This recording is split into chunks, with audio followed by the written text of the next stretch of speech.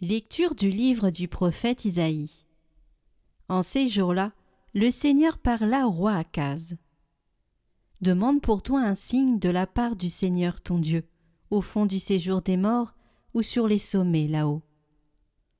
Akaz répondit : Non, je n'en demanderai pas, je ne mettrai pas le Seigneur à l'épreuve. Isaïe dit alors : Écoutez, maison de David. Il ne vous suffit donc pas de fatiguer les hommes, il faut encore que vous fatiguiez mon Dieu. C'est pourquoi le Seigneur lui-même vous donnera un signe. Voici que la Vierge est enceinte, elle enfantera un fils, qu'elle appellera Emmanuel, car Dieu est avec nous.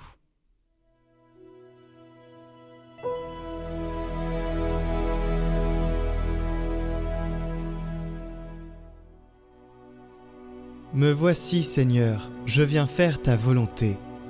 Tu ne voulais ni offrande ni sacrifice. Tu as ouvert mes oreilles. Tu ne demandais ni holocauste ni victime. Alors j'ai dit, voici, je viens. Dans le livre est écrit pour moi ce que tu veux que je fasse. Mon Dieu, voilà ce que j'aime. Ta loi me tient aux entrailles. J'annonce la justice dans la grande assemblée. Vois, je ne retiens pas mes lèvres, Seigneur, tu le sais. Je n'ai pas enfoui ta justice au fond de mon cœur. Je n'ai pas caché ta fidélité, ton salut.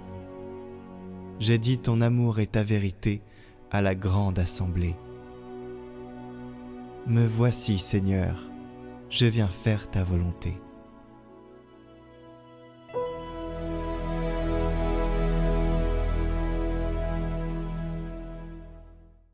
Lecture de la lettre aux Hébreux. Frères, il est impossible que du sang de taureau et de bouc enlève les péchés. Aussi, en entrant dans le monde, le Christ dit : Tu n'as voulu ni sacrifice ni offrande, mais tu m'as formé un corps. Tu n'as pas agréé les holocaustes ni les sacrifices pour le péché.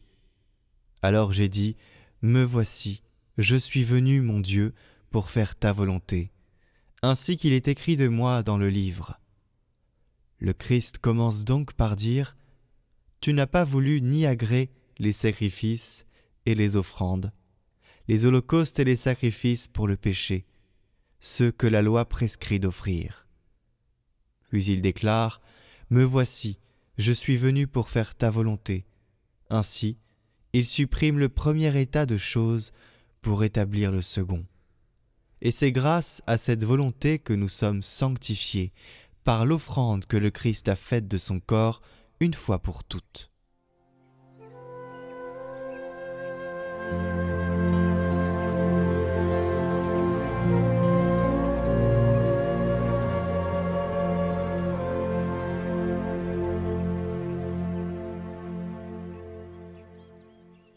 Évangile de Jésus-Christ selon saint Luc.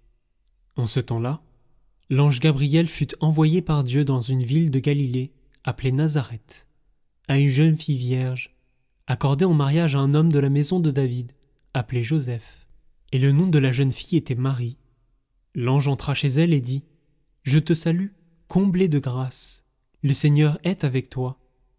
À cette parole, elle fut toute bouleversée, et elle se demandait ce que pouvait signifier cette salutation. L'ange lui dit alors : Sois sans crainte, Marie, car tu as trouvé grâce auprès de Dieu. Voici que tu vas concevoir et enfanter un fils. Tu lui donneras le nom de Jésus. Il sera grand, il sera appelé Fils du Très-Haut. Le Seigneur Dieu lui donnera le trône de David, son père. Il régnera pour toujours sur la maison de Jacob, et son règne n'aura pas de fin. Marie dit à l'ange : Comment cela va-t-il se faire, puisque je ne connais pas d'homme ? L'ange lui répondit : L'Esprit Saint viendra sur toi, et la puissance du Très-Haut te prendra sous son ombre. C'est pourquoi celui qui va naître sera saint. Il sera appelé Fils de Dieu. Or, voici que, dans sa vieillesse, Élisabeth, ta parente, a conçu elle aussi un fils, et en est à son 6e mois, alors qu'on l'appelait la femme stérile. Car rien n'est impossible à Dieu. Marie dit alors : Voici la servante du Seigneur, que tout m'advienne selon ta parole. Alors l'ange la quitta.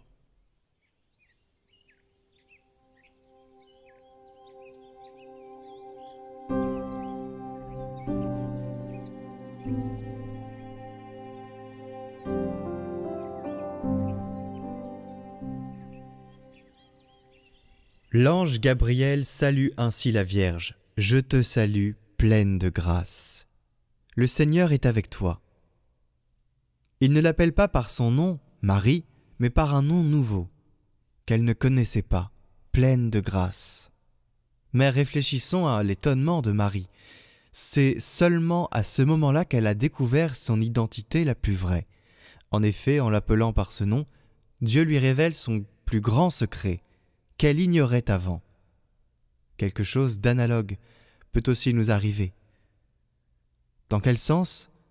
Dans le sens où même si nous sommes pécheurs, nous avons reçu un don initial qui nous a rempli la vie.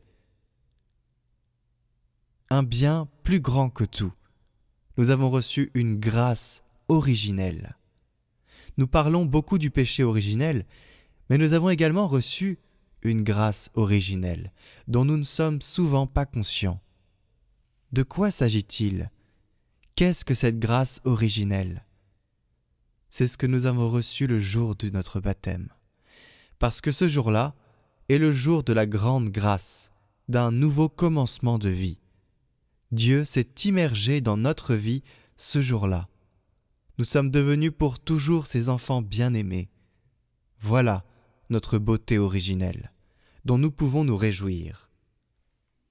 Aujourd'hui, Marie, surprise par la grâce qui l'a rendue belle dès le premier instant de sa vie, nous conduit à nous émerveiller de notre propre beauté. Nous pouvons la saisir à travers une image, celle du vêtement blanc du baptême. Elle nous rappelle que sous le mal dont nous nous sommes tachés au fil des années, il y a en nous un bien plus grand que tous ces maux qui nous sont arrivés. Écoutons-en l'écho, écoutons Dieu qui nous dit « Mon fils, ma fille, je t'aime et je suis toujours avec toi. Tu es important pour moi, ta vie est précieuse. » Lorsque les choses ne vont pas bien et que nous nous décourageons, lorsque nous sommes abattus et que nous risquons de nous sentir inutiles, et que nous pensons nous être trompés, pensons à cela, à la grâce originelle. Dieu est avec nous, Dieu est avec moi, depuis ce jour-là, depuis le baptême. Repensons à cela.